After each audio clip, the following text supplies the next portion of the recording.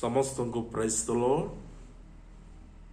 आज आम अल्प समय प्रभुंकर वाक्य मध्यरु प्रेम विषय देखिबा, जहा कि प्रथम करंतिय तार 13 अध्याय लिखा अछि। प्रेम कौन, ख्रीस्टियन जीवन रे प्रेम काहीकि दरकार आ प्रेमर परिचय कौन। आज आम ईश्वर वाक्य किछि अंश पाठ करिबा। बाइबल रे लिखा जाए 13 पदर तार 1 पदर 8 पद जाए देखिबा। जदि मु मनुष्य मानक दूत मानक भाषा रे कथा कहे किंतु मोहर प्रेम न थाए, तेबे मु शब्दकारक घंटा किंबा झम झम शब्दकारी करताल स्वरूप होइछि। प्रभुंकर लोक माने एठारे लिखा जाए मु मनुष्य मानक किंबा दूत मानक सदृश तांको भाषा रे कथा कहे किंतु मोर प्रेम न थाए, ताहेले मु गोटे कौन लिखा अच्छी से शब्दकारक घंटा जहा टंग टंग करे बाजुथिबो सही परे। 2 पद लेखा आउ जदि मोहर भाववाणी कहिबार शक्ति थाए एवं मु समस्त निगूढ़ तत्व और समस्त ज्ञान रे पारदर्शी होइथाए, पुणी पर्वत को स्थानांतर करने निमंते मोहर संपूर्ण विश्वास थाए किंतु मोहर प्रेम न थाए, तेबे मु किछि नुहे। एठारे कौन देखिलु 2 पदरे, जदि कौनसी लोकर भाववाणी कहिबार शक्ति अछि किंबा से ईश्वरंकर वाक्यर निगूढ़ विषय बुझाइबार ज्ञान अछि आउ से पर्वत को स्थानांतर करिबार ताठारे क्षमता अछि, जदि ताठारे कौनसी प्रेम न थाए ता माने से किछि नुहे।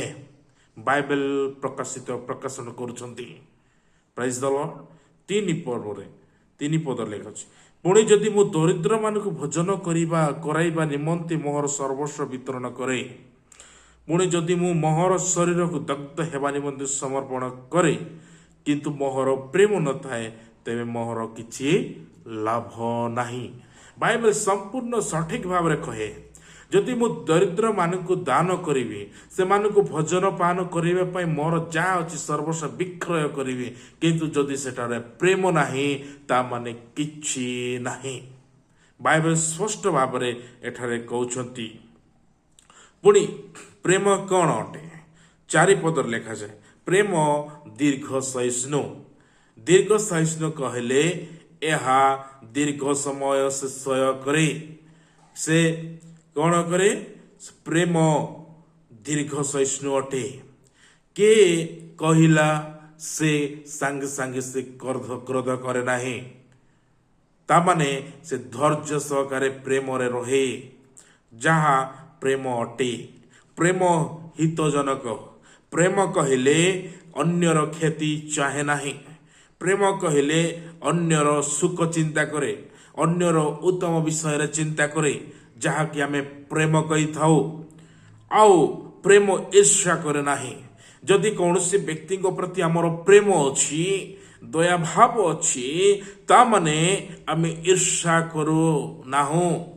जदि आमे जहाँ प्रति आमर मनोभाव ठीक नाही, पदिए कथारे अनेक क्रोध करि थाउ, ईर्ष्या करि थाउ, आत्म बड़ीमा करे नाही। प्रेम निज निज को आत्म बड़ीमा देखाए नाही। मु ही बड़, मोठारे ही ज्ञान अच्छी, मु ही करि पारे, ए समय एपरी आत्म बड़ीमा प्रेम करे नाही। कारण से नम्र करे। प्रेम अपना को नत करे, कारण से चाहे से ईश्वरीय प्रेम। Praise the Lord. प्रेम अहंकार करे नाही।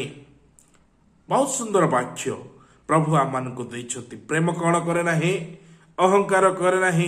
ए अहंकार ए दुनिया रे पूरा व्यापी चली अछि। ए अहंकार जिनिस ए प्रकार गोटे पॉल्यूशन जहाँ फल मनुष्य मानक जीवन रे देखा साधारणतः मिलता है। कारण अन्यर उत्तम विषय देखि मनुष्य संतुष्ट नुहे, आउ से सदा सर्वदा अहंकार करिबारे छकी बसी थाए।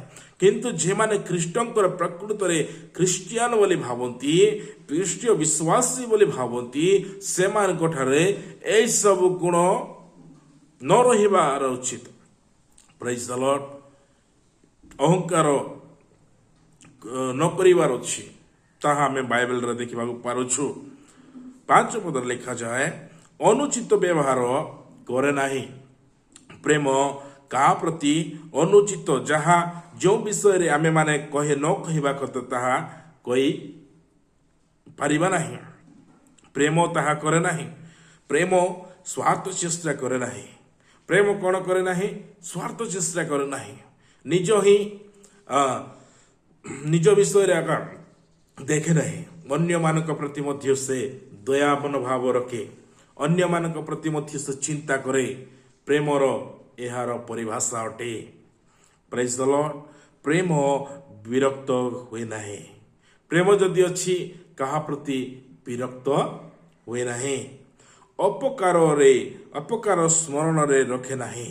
जदि कौन से व्यक्ति भूलवशत कहार भूल कर देछि, अपकार कर देछि, जार दोषी लगाई अछि, मिथ्या कही देछि, आ दंड साबिस्त कर देछि, ता माने आम लोक कौन करती देखिबा मो पाई एमिति साक्षी दे अछि, एई प्रकार मो पाई कहबार नथिले से कही दे अछि, देखिबा नहीं कि ये सब बाइबल कहे ये सब को प्रेम स्मरण रे रखे नाही। अधर्म रे आनंद करे नाही। अधर्म रे आनंद करे नाही। किए? प्रेम। जो स्थान धर्म रही अछि, पाप रही अछि, से सब जिनस रे प्रेम आनंद करिब नाही, किंतु सत्य रे आनंद करे। Praise the Lord.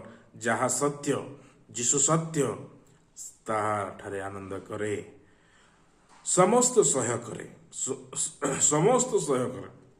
जे कौन से विषय हो ना कहीं समस्त विषय रे सह्य करे। समस्त विश्वास करे। समस्त भरोसा करे। समस्त विषय रे धैर्य धरी रहे। Praise the Lord. समस्त विषय रे प्रेम कौन करे? धैर्य धरिकी रखे। और बाइबल लिखे जाए 8 पदरे, प्रेम कदापि शेष हुए नहीं। हालेलुया। प्रेम कदापि शेष हुए नहीं। किंतु जदि भाववाणी थाए ता लोप हेबो। जदि कौन सी भाववाणी अच्छी ताहा लोप हेबो। जदि परभाषा थाए से सब निवृत्त हेबो। जदि ज्ञान थाए ताहा लोप हेबो। कारण प्रभुंकर बाइबल लिखा जाए जे प्रेम कदापि शेष हेबो नहीं। भाववाणी अच्छी ता लोप पाइब दिने। परभाषा अच्छी जदि ताहा लोप पाइब। जदि ज्ञान अच्छी ताहा लोप पाइब। जहाँ ईश्वर वाक्यर निगुड़ विषय बुझाइबार शक्ति अच्छी ता मध्य लोप पाइब। किंतु प्रेम जदि अच्छी ताहा केबे शेष हुए नहीं। हालेलुया। आज आमे माने तेणु जीशु परमेश्वर पिता अपना पुत्र जीशु के जगत प्रेरण करिवार उद्देश्य है प्रेम। ए जगत को दान कले। से प्रेमर परिचय देले। से आम जगत रे त्राणकर्ता रूपे जन्म ग्रहण कले। आउ से आम पाप निमंते से क्रूस रे हत हेले। आंभ मानक पाई से कंटार मुकुट पिंधिले। आउ आम पापर प्रायश्चित निमंते से रक्त से निजको बलि उत्सर्ग कले। जहन 3:16 आम भल भाव जाणु। कारण ईश्वर जगत को एड़े प्रेम कले से अपना द्वितीय पुत्र को दान कले। आउ जेपरि जे कि ताहांटे विश्वास करे से विनष्ट न हे अनंत जीवन प्राप्त हेबो। प्रभुंकर नामर धन्यवाद हो। से आम प्रेम करे अनुग्रह कले। आउ से परित्राण देले। जा फल आम तांकर संतान हेबा निमंते बछा गलु। तेणु जिते लोक आम मैंने प्रभु को पाइछु आम मैंने प्रेम रे बंचिबा को पड़िबो। प्रेम रे आम मानकर परिचय प्रेम रहिबार अछि। जो माने प्रेम रहंती प्रभु से मान को प्रकृत रे भल पाती। निश्चित रूप से वाक्य आम मान को पुणी आपण मान कथा कही अछि बोली मो विश्वास रखे। प्रभु इस संक्षिप्त वाक्य दे सदाप्रभु आम समस्त को बाहुल्य रूपे आशीर्वाद करंतु। आमेन। Praise the Lord.